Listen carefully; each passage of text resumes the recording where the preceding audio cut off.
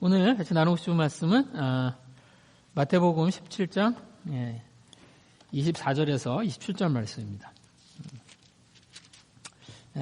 신약성경 29페이지입니다. 제가 24절에서 27절 말씀 읽겠습니다. 가버나움에 이르니 반세계를 받는 자들이 베드로에게 나와 이르되 너희 선생은 반세계를 내지 아니하느냐 이르되 내신다 하고 집에 들어가니 예수께서 먼저 이르시되 시몬아 내 생각은 어떠하냐 세상 임금들이 누구에게 관세와 국세를 받느냐 자기 아들에게냐 타인에게냐 베드로가 이르되 타인에게니이다. 예수께서 이르시되 그렇다면 아들들은 세를 면하리라. 그러나 우리가 그들이 실족하지 않게 하기 위하여 내가 바다에 가서 낚시를 던져 먼저 오르는 고기를 가져 입을 열면 돈 한 세겔을 얻을 것이니 가져다가 나와 너를 위하여 주라 하시니라. 여기까지 읽겠습니다.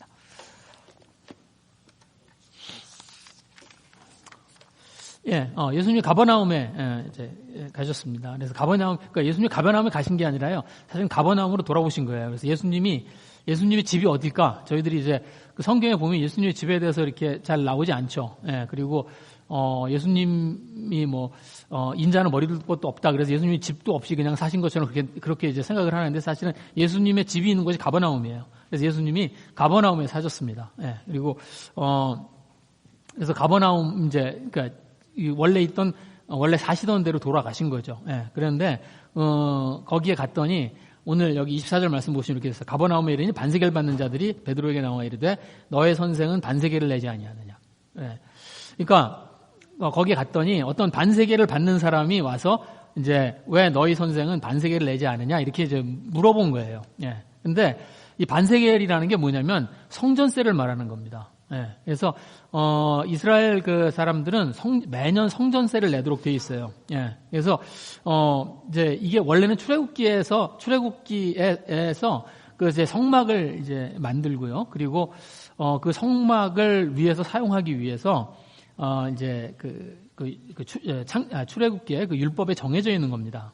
그래서 제가 거기 출애굽기 말씀 드렸는데 이거 출애굽기 30장에 13, 14, 15절에 보시면 거기에 이렇게 이 성전세에 대한 이야기가 나와요. 그래서 이렇게 무릇 계수에 드는 자마다 성소의 세겔로 반세겔을 낼지니 한 세겔은 20게라라 그 반세겔을 여호와께 드릴지며. 그래서 반세겔을 여호와께 바치라.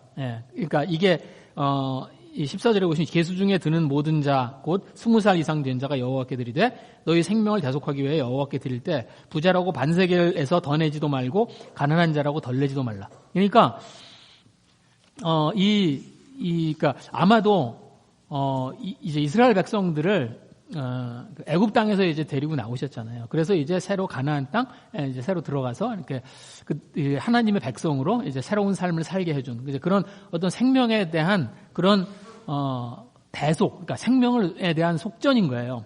그래서 그 이스라엘 백성들은 인구조사를 할 때, 그러니까 아무 때나 하는 건 아니고요. 인구조사를 할 때가 되면 인구조사를 할 때 반세겔을 내도록 했습니다. 그래서 한 사람당 반세겔씩을 내야 돼요.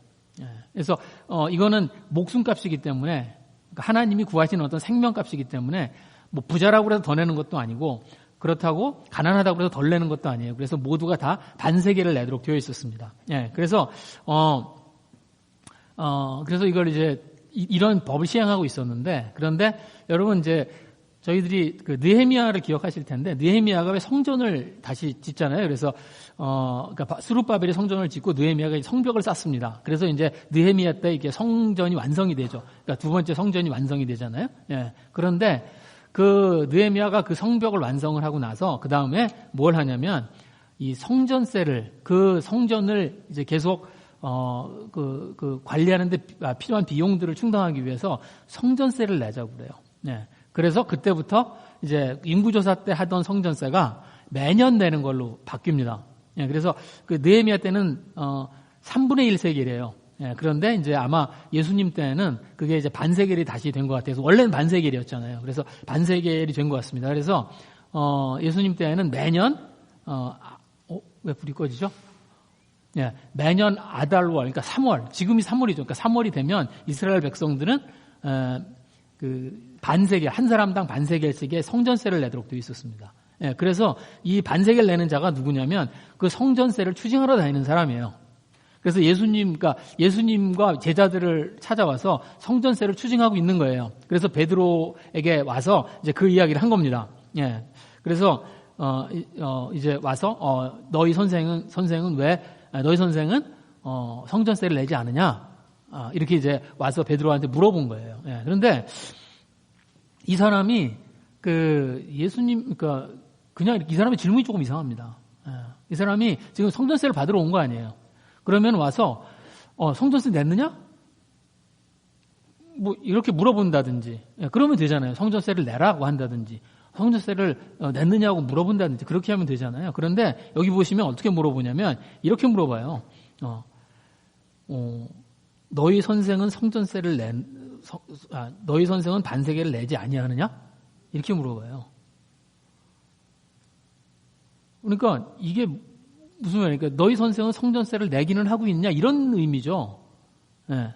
그러니까 올해 거를 냈느냐? 그러니까 올해 거를 내야 되는데 왜 안 냈느냐 이런 얘기가 아니라 너희 선생은 성전세를 내고는 있느냐? 이런 의미예요. 그러니까 좀 이렇게 질문을 좀, 무례하게 하는 거죠. 예. 그렇게 질문을 합니다. 예. 그래서, 이 사람이 예수님이 성전세를 내지 않은 것을 알고 찾아왔고, 그리고 또 와서 이제 좀 12조로 이야기를 한 거죠. 이스라엘 사람으로서 의무를 다하고 있느냐. 이렇게 이야기한 거예요. 그래서 베드로가 이제 그 이야기를 듣고, 이제 베드로는 이제 화가 나면 좀 못 참는 사람이잖아요. 그래서 이제 베드로가 내신다. 그러고는 이제 집으로 들어간 거예요. 이게 뉘앙스를 보면 그렇게 되어 있습니다. 그래서 베드로가 이 말을 듣고 이제 내신다 하고 집에 들어가니 이렇게 되어 있는 겁니다. 그 25절에 보시면. 예. 그런데 여기 뒤에 보시면 이렇게 되어 있어요. 그러니까 집에 들어가니까 예수님이 베드로한테 들어가셔서 물어봐요. 성전세에 대해서. 그렇죠. 그래서 이 사람이 베드로한테 너희 선생은 성전세를 내지 아니하느냐라고 이야기를 할 때 예수님이 거기 계셨던 것 같아요. 그러니까 예수님 들으라고 한 얘기인 거죠. 이 성전세를 징수하러 다니는 사람이 예수님도 들으라고 이야기를 한 겁니다. 그러니까 굉장히 무리하게 얘기한 거예요. 네.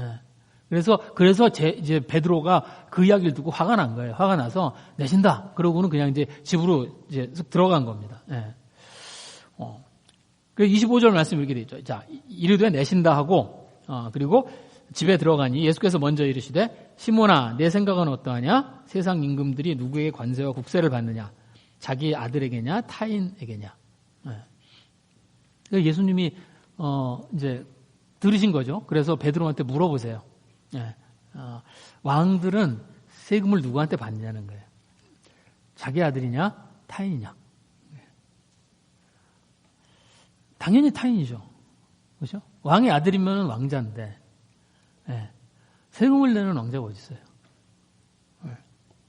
저희는 왕이 다스리는 세상에 살고 있지 않습니다. 그렇죠? 저희들은 이제 민주공화국에 살고 있잖아요. 그러니까 이제 저희들은 왕이 사는 왕정 국가가 어떤 데인지에 대해서 익숙하지가 않아요. 예. 그래서 이제 저희들은 이제 왕정 국가도 꽤 그래도 저희들이 사는 사회와 유사하게 그렇지만 왕이 통치하는 그래서 어떤 좀 리저너블한 그런 제도를 가지고 운영이 될 거라고 그렇게 생각을 해요. 그런데 왕정 국가는 그렇지 않습니다. 예. 이건 그 옛날 왕들한테요. 그 나라는 자기 거예요. 예, 그 옛날에 왕들한테 나라는 자기 거예요. 그러니까 그 땅이 자기 거예요. 그리고 백성은 뭐냐면 그 자기 땅을 빌려서 사는 사람들이에요. 그러니까 저희들은 세금이라고 생각하지만 사실 그 사람들이 그 왕의 입장에서 그 백성들한테 받는 돈이 그게 세금이 아니에요. 이 사람들은 렌트비 받는 거예요. 그런 개념이에요. 그러니까 렌트비를 그러니까 왕은 자기 땅을 쓰고 있는 어떤 사람들에게 렌트비를 거두어들이고 있는 거예요. 그래서 왕이 하는 일이 뭐냐면, 옛날에는 왕들이 하는 일이 뭐냐면, 이제 겨울이 지나고 봄이 되면 나가서 싸워요. 왕이 하는 가장 중요한 일이 그겁니다. 전쟁을 하는 거예요. 전쟁을 왜 하냐면 영토를 확장하기 위해서 전쟁하는 거예요. 그래서 그 싸움을 해서 어느 만큼의 영토를 확장을 해놔니까 자기 영토를 이렇게 만들어 놓는 겁니다. 그러면 그 영토에 있는 사람들한테 렌트를 받게 되는 거예요. 그러니까 그 땅을 확보하는 것, 그리고 이 땅은 내 거고. 예. 그리고 그 땅에 사는 사람들은 렌트를 내는 겁니다. 그게 이제 왕들의 개념이에요. 옛날 왕들이 가지고 있는 어떤 세금의 개념입니다. 예. 그러니까, 아들이 세금 안 내겠죠. 자기 집에 사는데, 아들이 자기 집에 살면서 세금 내는 아들이 어디 있어요? 렌트 내는 아들이, 렌트 내고 사는 아들이 있나요? 혹시 아들한테 렌트 받으세요? 예. 그래서 이게 너무 당연한 거니까, 그러니까, 저희들은 왕자도 돈을 좀 내야지, 세금을 내야지, 이렇게 생각할 수 있지만 그런 게 아니에요. 네. 그래서 이제 예수님이, 이제 그렇게 물어봤을 때 베드로가 너무 당연하게 그냥 금방 그거 대답하는 거예요. 타인이다. 네. 그래서 26절에 베드로가 아주 쉽게 이렇게 대답합니다. 베드로가 이르되 타인에게니이다. 예수께서 이르시되 그렇다면 아들들은 세를 면하리라. 네. 그렇다면 아들들은 세금 낼 필요가 없다는 거죠. 네. 그런데 왜 예수님이 이 질문을 하셨을까요? 갑자기. 왜 갑자기 베드로에게 예수님이 뜬금없이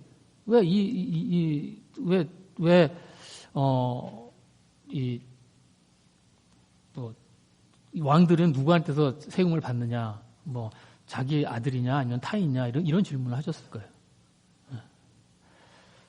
베드로의 생각을 읽으신 거죠. 네. 베드로가 거기 성전세를 내는 사람한테 예수님의 성전세를 내느냐, 이런 질문을 받고 내신다. 그리고 이제 기분이 상해서 이제 집으로 들어갔지만 베드로도 어떻게 생각하고 있는 거예요? 예수님이 성전세를 그동안 내고 계셨고, 그리고 예수님도 이스라엘의 한 백성으로 이제 당연히 성전세를 낼 거라고 생각하고 있었던 거예요. 네. 그러니까 그냥 베드로도 예수님이 왜 성전세를 내야 되나라는 생각을 해본 적이 없는 거예요. 그렇죠? 네. 그러니까 예수님도 이스라엘 백성 중에 하나니까 성전세를 당연히 내겠지. 그렇게 생각하는 겁니다. 네. 예수님의 대답은 뭐예요? 아들은 세를 면하리라. 그러니까 아들은 세를 내지 않는 게 당연한 거잖아요. 네. 그러니까 예수님이 이 질문을 하시고 베드로한테 하고 싶은 이야기는 뭐예요? 예수님은 하나님의 아들이고, 그리고 하나님이 성전의 주인인데, 그런데 내가 성전세를 내지 않는 게 맞지 않냐는 얘기죠. 네.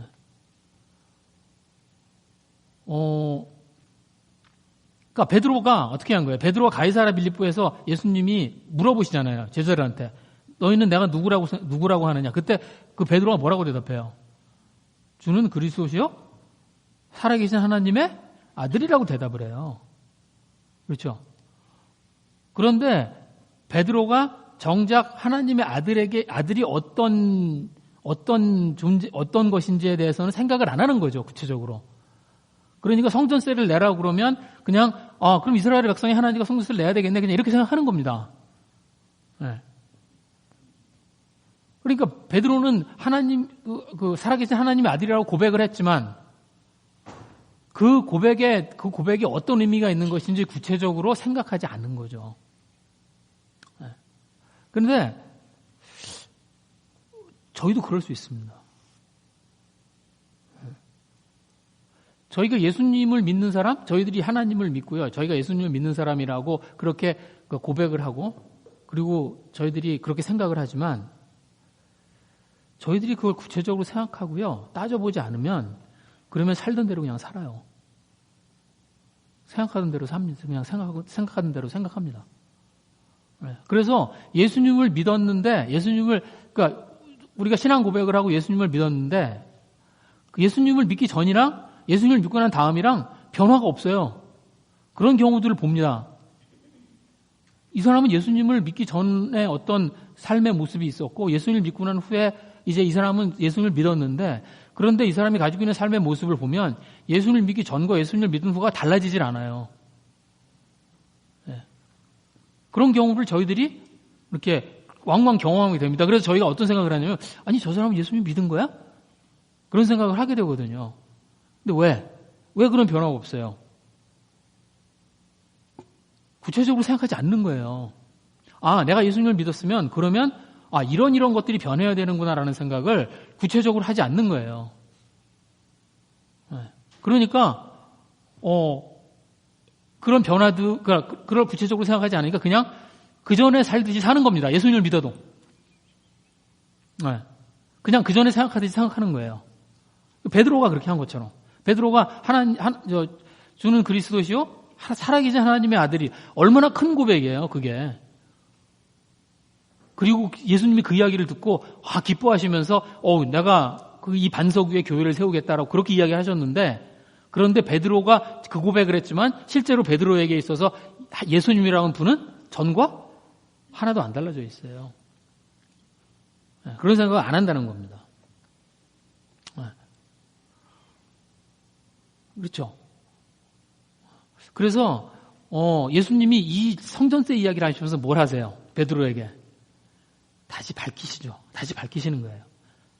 내가 하나님의 아들이라는 사실을 베드로에게 다시 밝히십니다.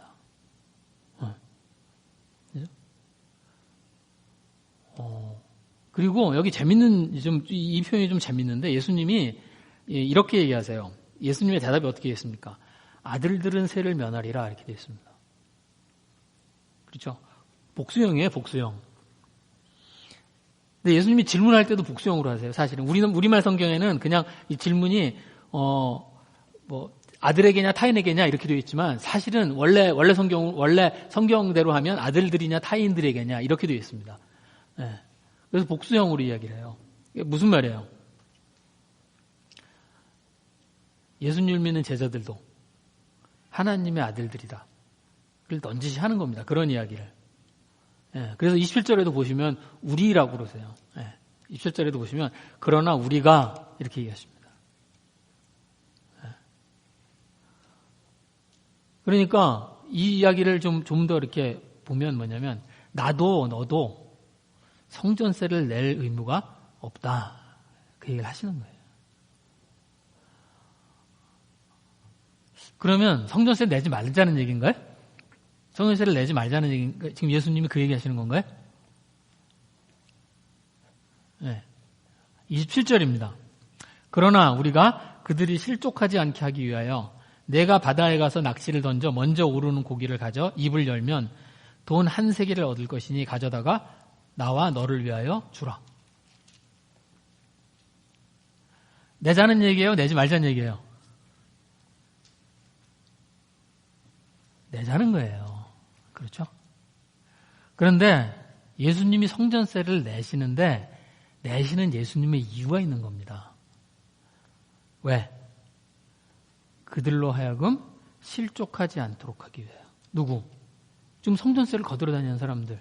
그 다음에 그 예수님이 성전세를 내는 것을 보고 있는 사람들. 그 사람들로 하여금 뭐예요?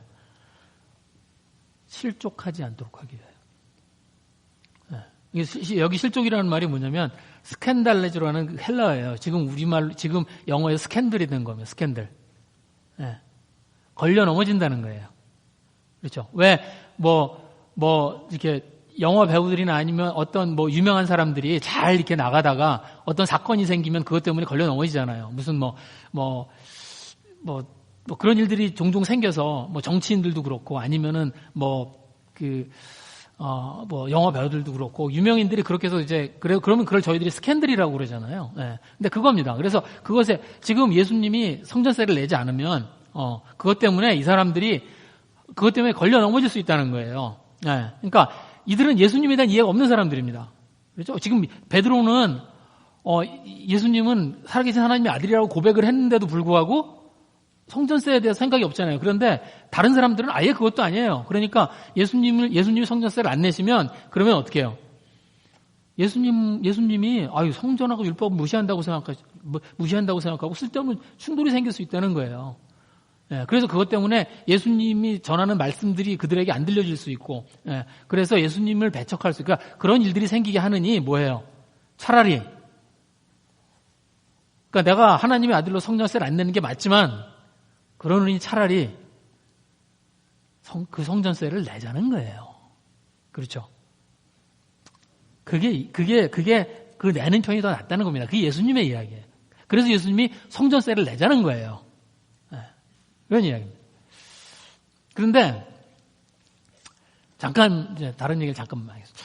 예수님이 그 성전세를 내는 거를 이제 베드로한테 낚시를 하라고 그래요. 그래서 베드로가 이제 가서 이제 이 뒤에 베드로가 실제로 낚시를 했다 이제 이런 얘기는 없습니다. 그런데 베드로한테 낚시를 하러 가서 거기 이제 가서 낚시를 하면 거기에서 제일 먼저 올라오는 고기가 있을 테니까 그 고기 입을 열면 거기에 한 세겔이 있을 거다. 그러니까 네 성전세하고 내 성전세를 가서 이제 그 돈으로 해결하자. 이제 그렇게 얘기를 하십니다. 예, 그러니까 뭐 예수님 말씀이니까 그렇게 됐겠죠. 예, 근데 여기는 이제 그 예수님의 말씀까지만 이제 여기에는 나오는데, 그런데 제가 근데 이게 이제 베드로가 가서 이제 그 낚시를 던지면 거기에 이제 그 물고기가 이렇게 달려 올라오면 거기에 한 세겔이 들어있어요. 입을 열면. 그러면 이적이잖아요. 그렇죠? 이적 아닌가요? 이적이잖아요.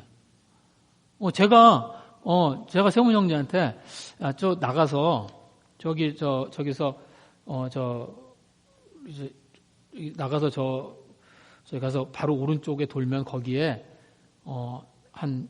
돈이 한 100불짜리가 떨어져 있을 거야. 그럼 그거 좀 가지고 올래? 그러면 갔더니 진짜 있어. 그럼 이적이잖아요. 그렇죠? 그런 거잖아요. 그러니까 그런데 물고기 입에서 동전이 나왔어. 그러면 이적이잖아요. 근데 왜 의심을 하시죠? 왜 아무도 이적이라고 인정을 안 하는 눈치. 이적이잖아요. 네. 근데 이제 한 세겔짜리 그래서 이제 물고기의 입에서 한 세겔짜리 동전이 나오는 겁니다. 근데 이게 한 세겔이 얼마냐면 지금 돈으로 하면 400불이에요. 그러니까 한 세겔이 그러니까 4데나리온이거든요. 그래서 한 데나리온이 장정이 하루를 일해서 버는 돈입니다. 그러니까 한 100불쯤 돼요. 그러니까 한 세겔이면 400불쯤 되는 거예요. 그러니까 이걸 그냥 이렇게 저희가 좀 숫자적으로만 계산을 하면 400불짜리 이적인 겁니다. 조금 처지지 않나요? 이적으로 좀 처지지 않나요? 예수님의 이적들 기억하시죠? 예수님이 보통 이적을 하면 어느 정도 사이즈예요? 5,000명을 그 자리에서 5,000명을 먹이시는 사이즈. 그러니까 남자만 5,000명. 그러니까 2만 명을 그 자리에서 먹이시는 사이즈잖아요. 또 중풍병자를 고치시는 거. 그렇죠? 나병 환자를 고치시는 거. 또 죽은 자를 살리시죠. 또 무리를 걸으시죠. 또 비바람을 멈추게 하세요. 그 정도 돼야 기적 아니에요?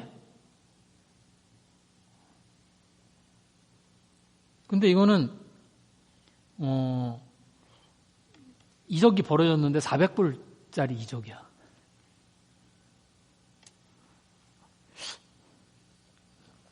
생활형 이적인가요?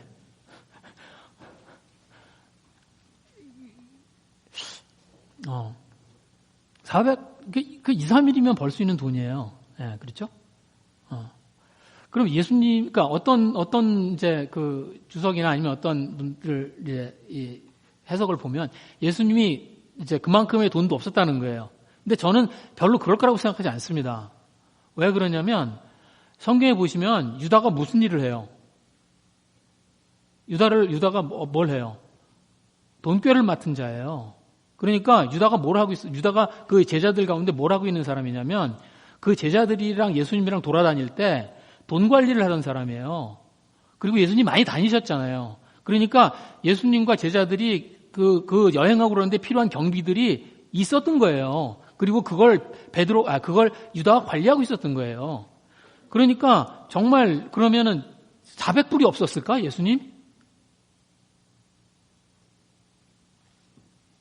유다한테 가서 400불 좀 달라고 그래서 가서 저기 성전세 좀 내자. 그렇게 해도 될 것 같은데. 예. 그런데 예수님이 이렇게요. 이 작은 생활형 그 이적을 이렇게 보이십니다. 예. 그래서 베드로가 그 한 세겔을 구하기 위해서 낚시를 해요. 돈 때문이었을까요? 400불 때문에 가서 예수님이 이 일을 만드셨을까요? 아닌 것 같아요. 네. 베드로한테 주신 이적인 것 같습니다. 네. 베드로 입장에서 생각해 보면 그렇죠? 자기가 예수님이 하나님의 아들이라는 그런 고백을 했는데 그 고백을 확인할 수 있는 기회죠. 네. 그 자기가 한 고백을 확인할 수 있는 그런 작은 사건이죠. 네. 그러니까 예수님이 베드로에게 이렇게 얘기하신 베드로야, 네가 가서 지금 낚시를 하면 그 물고기 입에서 이제 한 세겔짜리가 나올 거야. 이 이적은요, 베드로하고 예수님 사이에서 일어난 거예요.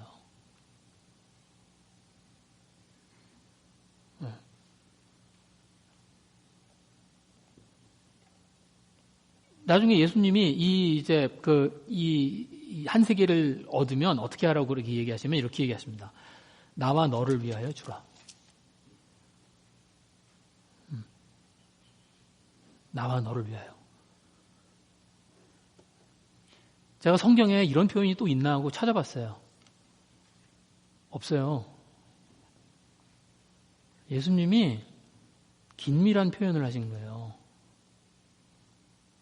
나와 너를 위하여 주라.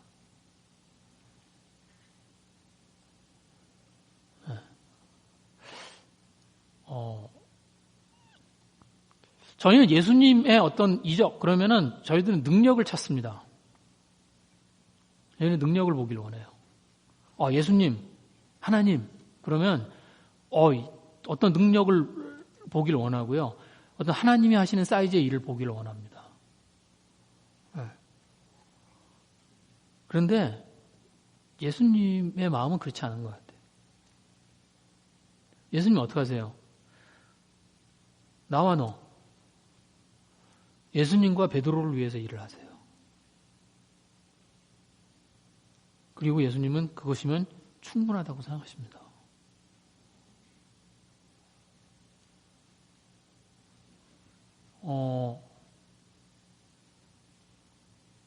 저희가 저희들이 어떤 믿음의 행동을 할 때, 저희들이 어떤 마음을 가지고 그 믿음의 행동을 하는지 좀 생각을 좀 해보게 됩니다. 저희들이 어떤 믿음의 행동을 할 때, 이런 마음을 가지고 있나요? 예수님과 나를 위하여. 그거면 충분해. 아니면 다른 것들을 더 원하나요? 내가 어떤 믿음의 행동을 했을 때 그것으로부터 얻어지는 다른 것들이 더 필요한가요?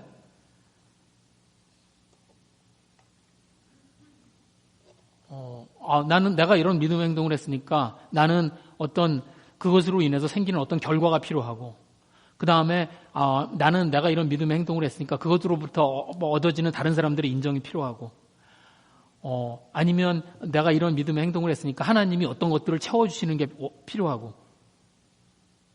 그런가요?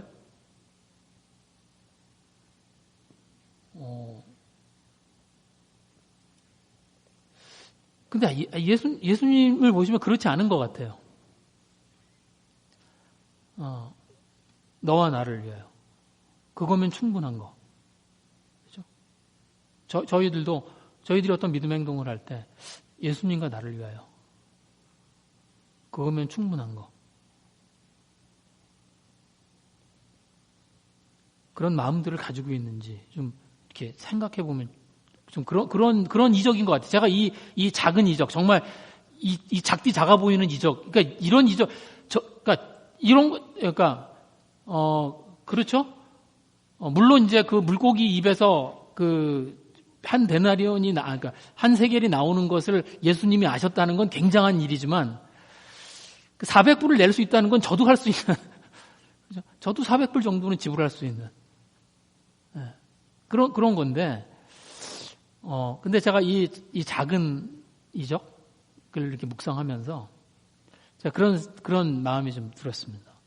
제가 하는 어떤 행동이, 제가 하는 어떤 믿음의 행동이 예수님이면 충분한 그거면 됐다고 생각하는 그런가 하는 생각을 좀 제가 이걸 묵상하면서 좀 하게 됐었어요. 그런데 그 말씀을 하려고 그러는 게 아니라 사실은 여기에는 이 말씀을 기록한 목적은 그게 아닙니다. 그러니까 또 하나의 이적을 알리기 위해서 이 말씀을 여기에 기록해 놓은 게 아니에요. 사실은 이 말씀을 여기에 기록한 주된 목적은 뭐냐면 성전세를 내시는 예수님의 의도예요. 성전세를 예수님이 왜 내셨다는 거예요. 그리고 예수님은 사람들한테 걸림돌이 되지 않기 위해서 이렇게 하신 거예요. 그죠? 걸림돌이 되지 않기 위해서. 근데 저희가 신앙생활을 하면서요, 이제 이런 문제들을 마주하게 됩니다. 이거하고 아주 유사한 그런 이제 일을 제가 이제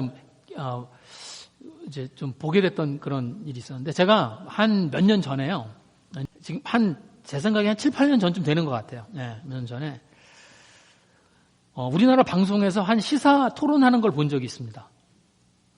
어떤 시사 토론하는데, 그게 제가 미국에 사니까 뭐 한국에 있는 시사에 대해서 별 관심도 없고 그러니까 그런 시사 토론 이런 걸 보게 되지 않았는데, 그때는 그게 관심이 생겨서 본 거예요. 그게 뭐였냐면, 종교인들의 세금에 대한 이야기였어요. 그러니까 종교인들이 세금을 내야 되느냐는 걸 가지고 이제 우리나라에서 토론이 이제 그 TV에서 토론을 하게 된 거예요. 그런데 저는 그때 몰랐었어요. 그때 몰랐는데 우리나라에서는 종교인들이 세금을 안 내요. 그러니까 종교인들이 우리나라에서는 소득세가 없어요. 그러니까 미국은 다 똑같이 소득세를 내야 됩니다. 종교인들도. 그리고 이제 똑같아요. 그런데 물론 이제 교회는 이제 non-profit이니까 세금이 없죠. 물론 이제. 그런데 종교인들은 똑같이 세금을 내요. 그런데 우리나라는 종교인들이 세금을 안 내요.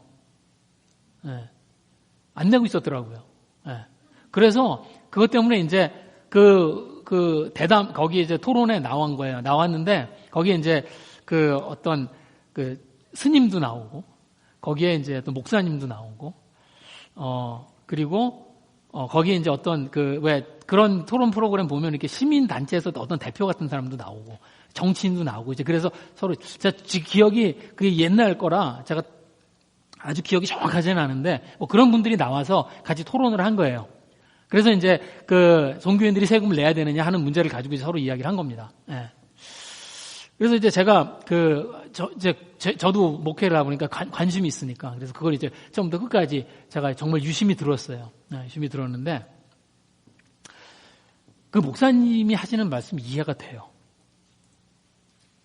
이해가 됩니다. 그러니까 그 목사님이 거기 나와서 이야기를 하시는데 무슨 그러니까 소득세를 내지 않고 그래서 그걸 좀 세이브하고 싶고 그래서 한 얘기가 아니에요. 제가 그분은 이제 종교인들이 세금을 내는 것을 반대를 하는데 그래서 그렇게 하면 안 된다고 이야기를 하는데 그게 이분이 그러면 우리 그걸 통해서 이렇게 좀 돈을 세이브해 보자 하는 그런 목적이 아니에요. 제가 그 얘기를 들어보니까 이해가 돼요.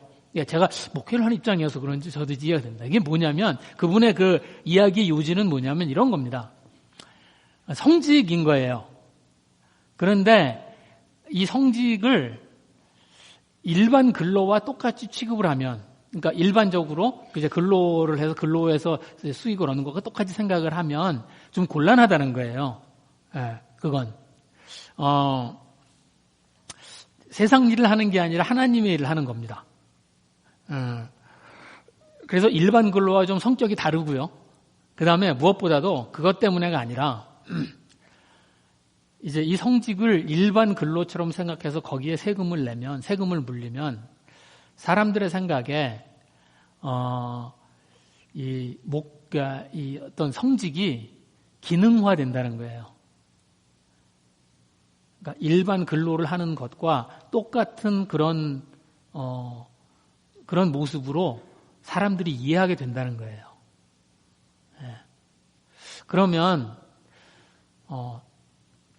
성직이라고 하는 것, 그 다음에 신앙이라고 하는 것이 가지고 있는 어떤 권위와 그런 데는 권위도 좀 필요하고 어떤 그 성직이라고 하는 것이 가지고 있는 그런 이제 어떤 좀 존엄성이 좀 이렇게 있어야 되는데 그런 것들이 사람들의 인식 속에서 떨어지게 된다는 거예요. 예. 그러면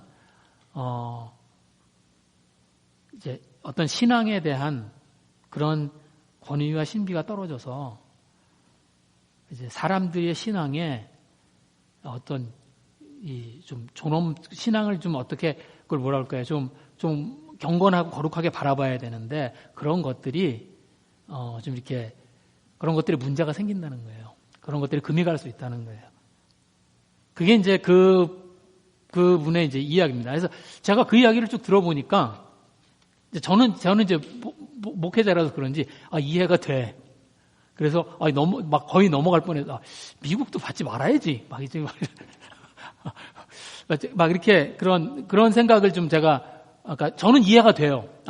이게 이분이 꼭 이제 돈을 내지 않기 위해서가 아니라 이런 생각들을 하고 계시구나라는 거를 좀 이해를 하게 됐습니다. 그런데 이제 거기에 나온 다른 이제 특히 그 시민 단체에서 나온 분은 전혀 이해가 안 돼요. 그렇겠죠? 그걸 어떻게 이해를 하겠어요? 전혀 이해가 안 돼요. 그러니까 이제 이분이 거기에서 이제 여러 가지 이야기를 이제 하는 거예요. 그러면서 이제 거기에서 이제 이런 이야기를 합니다. 아니 성경에는 있지도 않은 11조를 왜 강요하냐 교회에서는. 그러니까 이제 주로 메인 타겟이 교회예요. 거기 스님도 계신데 스님한테 아무 말도 안 해. 그리고 이제 거기 이제 기독교가 이제 메인 타겟이야. 그래서 아니 여기 11조에 대한 이야기도 없는데 왜 11조를 교회에서 강요를 하냐? 이제 이런 이야기. 그 다음에 교회에서 말이야 교회를 세습하는데 왜 상속세도 안 내고 세습하느냐? 뭐 이런 이야기를 하는 거예요. 예. 그래서 제가 그걸 이렇게 들으면서 그런 생각이 들었습니다. 이건 납득을 시키는데, 그러니까 이분이 가지고 있는 그러니까 그 목사님이 가지고 있는 생각이 어떤 건지 제가 이해하겠거든요. 그런데 그것을 납득을 시키는 것보다 차라리 세금을 내는 편이 낫겠다. 제가 그런 생각이 들었어요.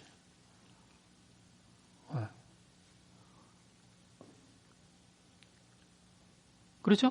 왜냐하면 종교인들이 세금을 안 내고 있는 게 그들에게 올무가 되는 거예요. 그렇잖아요. 그래서 나는 세금을 안 내는 종교인들의 양심을 믿을 수 없다. 이렇게 되는 거예요. 네. 그러니까 그러면 차라리 그래 세금을 내는 게 낫겠다. 네, 제가 그런 생각이 들었습니다. 네. 근데 이제 그 후에 법이 바뀌어 지금은 내요. 지금 내는 것 같아요. 지금 얼만큼 진전이 된지 저도 잘 모르겠지만 이제 우리나라도 그 법이 통과가 됐습니다. 그래서 이제 우리나라도 그 종교인들이 지금은 이제 세금을 내는 것 같아요. 예. 근데 그래서 저도 잘 됐다고 생각해요. 잘한 일이라고 생각합니다. 예. 그걸 열심히 따져서 그들을 납득시키려고 하는 게 무슨 의미가 있냐는 거예요. 오히려 그들에게 걸림돌이 된다는 거죠. 예. 그런데 목회자뿐만 아니라 저희들이 일반 신앙생활을 하면서도 그렇습니다. 저희가 하나님을 믿으면서도 당연하다고 생각하는 권리들이 있을 수 있습니다. 저희들이 이해하고 있는. 예. 그런데 그런 권리들이 다른 사람들에게 걸림돌이 돼요. 제가 거기 오늘 말씀해 보시면 제가 그 고린도전서 말씀을 제가 드렸습니다. 고린도전서에 보시면 바울이 우상의 제물에 관한 이야기를 합니다. 이게 고린도전서 8장 4절에 보시면 이렇게 돼 있어요. 그러므로 우상의 제물을 먹는 일에 대하여는 우리가 우상은 세상에 아무것도 아니며 또한 하나님 한 분밖에 없는 줄 아노라. 고린도라는 도시에는요, 커다란 신전이 있었습니다. 이게 뭐냐면, 아프로디테 신전이 있었어요. 그리고 아프로디테 신전에는, 여사제가 1000명이 있었어요. 기록이 그렇게 남아 있습니다. 1000명의 여사제가 그 아프로디테 신전을 섬기고 있었습니다. 그러니까 그 여사제들이 하는 제사가 어마어마하게 많은 거예요. 그래서 그 여사제들을 통해서 생기는 그 제사 때문에 나오는 고기들이 이제 거기서 제사를 지내면 고기를 이제 가지고 제사를 지내거든요. 그러면 그 고기들이 어마어마하게 많이 남는 거예요. 그래서 그 아프로디테 신전 근처에 가면은 그 고기를 받아서 파는 사람들이 있었습니다. 그러니까 제사상에 올라간 고기들을 파는 거죠. 그리고 그 고기값은 쌌어요. 일반 시장에서 파는 고기에 비해서 훨씬 싼 값에 그 고기를 살 수 있었습니다. 그러니까 어떻게 해요? 그 고린도에 사는 평민들, 그렇게 여유가 그렇게 많지 않은 사람들은 그 고기를 사서 먹었어요. 그런데 저희들도 아다시피 크리스찬들, 그 당시에 있는 크리스찬들이 그렇게 잘 사는 사람들이 아니었거든요. 그래서 고린도 교회에 있는 사람들이 어떻게 해요? 그 고기를 사 먹었습니다. 그런데 그 고린도 교회에 있는 사람들, 근데 지금 제가 읽어드린 지금 이야기요. 우상은 세상에 아무것도 아니며 또한 하나님은 한 분밖에 없는 줄 아노라. 이게 하나님의 말씀이에요.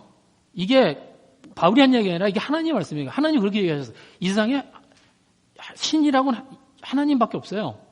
나머지는 뭐예요? 다 사람들이 만들어 놓은 겁니다. 그래서 출애굽기에서 십계명에 보시면 하나님이 그렇게 얘기하시잖아요. 너희를 위해 우상을 만들지 말라. 우상이 신이 아니에요. 그냥 자기의 어떤 욕망이 투영된 거죠. 그래서 그냥 만들어 놓고 거기다가 제사를 지내는 겁니다. 그러니까 사실 아무 의미도 없는 거예요. 그걸 잘 아는 사람들은, 믿음이 강한 사람들이죠. 그걸 잘 아는 사람들은 그 고기를 사다가 아무 양심에 꺼리낌 없이 먹는 거예요. 뭐 어때요? 그렇죠. 저희도 그렇죠. 여러분, 제사상에 올라간 음식 안 드세요? 제사상에 올라간 음식을 먹으면 안 되나요? 드셔도 돼요. 제사상에 올라간 음식에 무슨 귀신이 붙어 있어요? 아니에요.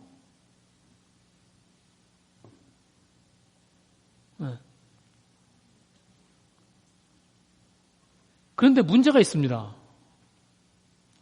어떤 문제냐면 고린도 교회에 있는 어떤 사람들은 그만큼 믿음이 강하지 않은 거예요. 이 사람들이 이때까지 우상을 섬기고 있다가 이제 하나님을 믿게 된 거예요. 그래서 교회에 들어와 있어. 이 사람들은 아직 믿음이 강한 사람들만큼 그렇게 우상에 대해서, 우상의 재물에 대해서 그렇게 자유롭지 못해요. 그렇죠? 그러면 이해가 7절입니다. 7절 말씀이 그거예요. 그러나 이 지식은 우상이 우상이 아무것도 아니고 하나님 한 분밖에 없다는 이 지식은 모든 사람에게 있는 것이 아니므로 어떤 이들은 지금까지 우상에 대한 습관이 있어 우상의 재물을 알고 먹는 거로 그들의 양심이 약해지고 더러워지느니라. 그러니까 나는 그 우상에 아무런 문제도 없어요. 그 우상에 귀신이 붙어 있는 것도 아니고 나는 아무 꺼리낌 없이 그걸 먹어. 그런데 어떤 사람은, 믿음이 약한 사람은 그 모습을 보고, 내가 그걸 먹는 모습을 보고 걸려 넘어진다는 거예요. 시험에 든다는 거예요. 아니, 저 사람은 목사인데 그 우상의 제물을 먹네? 아니, 저 사람은 집사인데 저 사람이 우상의 제물을 먹네? 이렇게 시험에 드는 사람, 그것이 걸려 넘어지는 사람이 있다는 거예요. 고린도 교회에. 그럴 수 있죠.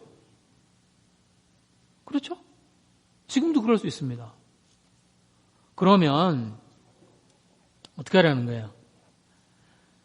믿음이 강한 사람의 자유함, 믿음이 강한 사람이 가지고 있는 자유함 때문에 그들이 걸려 넘어진다는 거예요. 그렇죠? 그게 9절 말씀입니다. 그런즉 너희의 자유가 믿음이 약한 자들에게 걸려 넘어지게 하는 것이 되지 않도록 조심하라.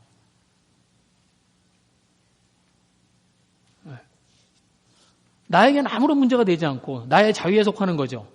그렇지만 믿음이 약한 사람들은 그것 때문에 걸려 넘어진다는 거예요. 그러느니 어떻게 하라고요?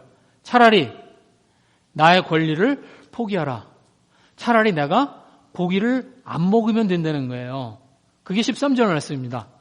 그러므로 만일 음식이 내 형제를 실족해 한다면 나는 영원히 고기를 먹지 아니하여 내 형제를 실족하지 않게 하리라. 여기에 예수님이 쓰셨던 것과 똑같은 단어를 씁니다. 스칸달리조. 내 형제를 실족하게 한다면 이게 스칸달리조예요. 실족하게 하느니 그 형제를 위하여 내가 고기를 먹지 않는 편이 더 낫다는 거예요.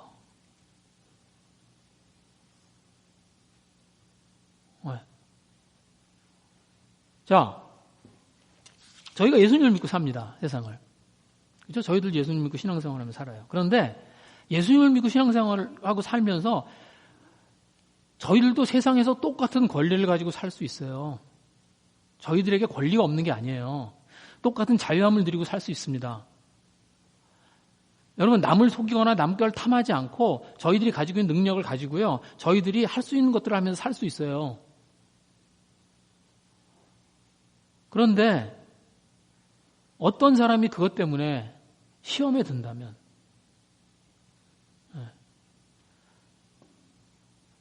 제가 목사죠. 제가 롤렉스 차고 이렇게 다녀요. 청진기죠? 청진기. 롤렉스 청진기. 여기 롤렉스 차고 다녀요. 그리고 제가 막 명품으로 막 온 몸을 다 그러고 이제 왔어. 그리고 제가 이제 설교를 해요. 어떠실까요? 저는 그거를 제가 무슨 도둑질해서 번 돈 아니에요. 그거 제가 누구 거 훔친 거 아니에요. 제가 제 능력으로 얻은 것들이야.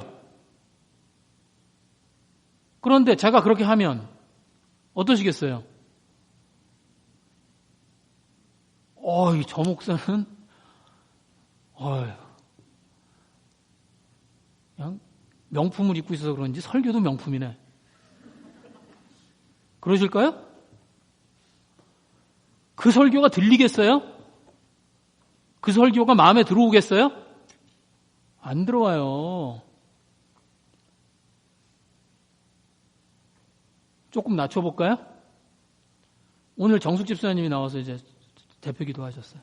근데 정숙 집사님이 명품으로 촥 하고 그러고 나오셔서 대표 기도를 이제 막 하셨어요. 그 기도가 들릴까요?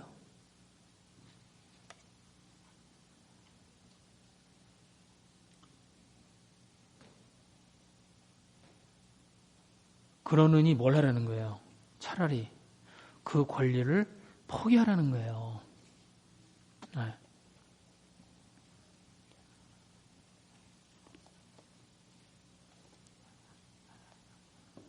하나님 믿는 사람이 술, 담배 하면 안 돼요? 아니, 술, 담배 좀 하면 어때? 아니, 술 한잔 했다고 하나님이 너 지옥. 그러실까요? 담배 한번 폈다고 하나님이 너 담배 피다 왔지? 너는 술 먹다 왔으니까 물지옥. 너는 담배 피다 왔으니까 불지옥. 그렇게 할까요, 하나님이? 아니에요. 여러분, C.S. 루이스는 꼴초였습니다. C.S. 루이스가 담배를 얼마나 많이 폈는지 몰라요. 그러면 우리도 펴도 되나요? 아니에요. 그 C.S. 루이스가 있을 당시에 영국의 컬처는 담배를 펴도 문제가 되지 않았어요. 그냥 목사들도 담배 피고요. 그냥 다 그냥 그들끼리는 그게 노음이었어요.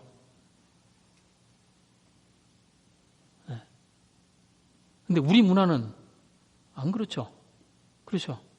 제가 오늘 이제 설교를 약 마치고, 오늘 이제 수고했는데 한잔 해야지.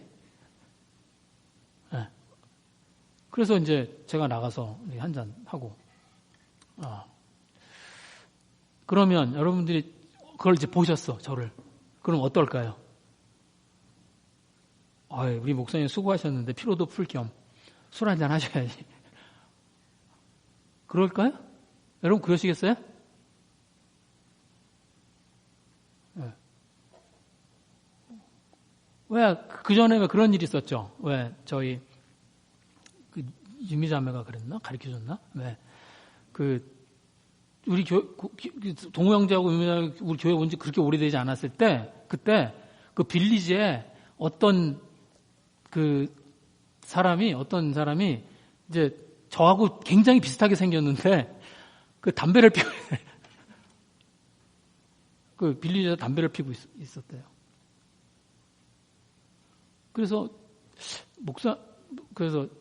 그런데 이제 목사님도 담배 피나?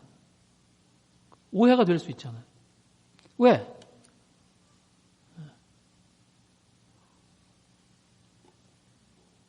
지금 우리 문화 속에서는 그게 올무가 됩니다. 거기에 걸려 넘어져요. 네. 그러니까 뭐예요? 우리가 하나님을 믿는 사람으로 그러느니 어떡하라고요? 내가 가지고 있는 권리를 포기하는 편이 낫다는 거예요.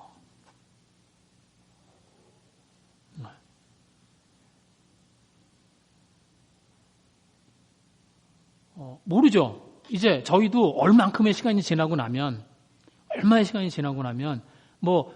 이제 술을 먹고 담배를 피면서 신앙생활하는 것에서 문제가 없을 수도 있죠. 한 몇십 년의 시간이 지나고 나서. 그러면 그때 되면 괜찮아요.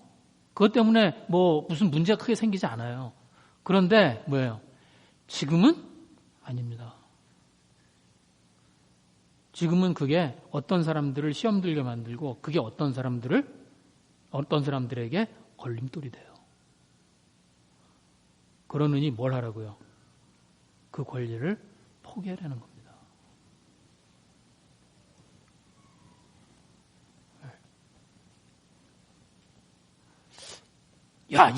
이게 그 크리스찬의 삶의 원칙이니까 이렇게 지키고 살아야지. 그 얘기 하는 게 아니에요. 제가 그 얘기를 하려고 그러는 게 아니에요. 예수님이 뭐라고 그러세요? 베드로한테. 아까 제가 말씀드렸죠. 너와 나를 위하여 주라. 너와 나를 위하여 주라. 저희가 예수님을 어떻게 사랑해야 돼요?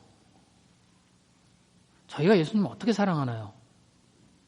예수님 사랑해요라는 고백이 그게 사랑의 다가 아니에요. 저희가 어떤 사람들을 사랑할 때, 저희들이 무엇을 사랑하게 될 때, 그때 반드시 따라 나오는 게 있습니다. 그게 뭐냐면, 그 사람을 위해서 저희들의 권리를 포기하는 거예요. 그렇죠? 이미 많이 해보셨잖아요. 내가 가장 많은 권리를 포기하는 대상이 내가 가장 많이 사랑하는 대상입니다. 누구를 향해서 가장 많이 권리를 포기하세요? 왜 그 권리를 왜 포기하세요?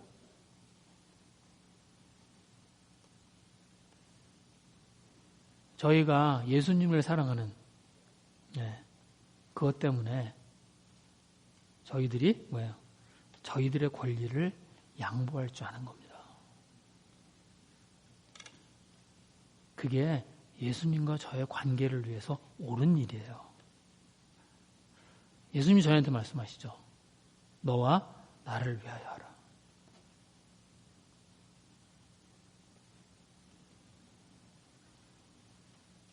그게 예수님의 삶이었습니다. 그렇죠?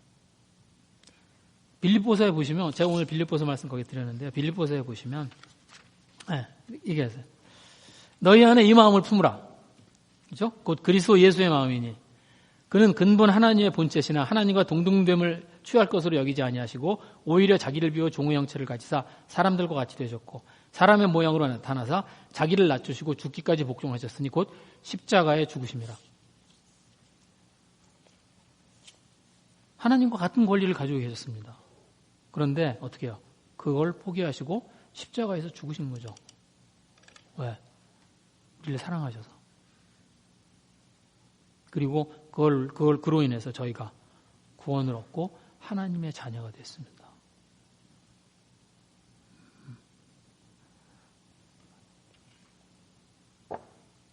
이번 주가 저희 순환주간입니다. 그렇죠? 저희가 예수님의 십자가를, 예수님이 가지고 계신 권리를 포기한 자리죠. 그 자리가 십자가의 자리입니다. 저희가 그 십자가를 기억하고 저희들도 복음 때문에 저희가 예수님을 사랑해서 저희들의 권리를 내려놓을 줄 아는 그것을 가지고 저희들이 묵상하고 그런 변화들이 저희들의 삶에 나타나는 그런 저희들이 됐으면 좋겠습니다. 이 시간에 좀 주님 앞에 같이 기도하겠습니다.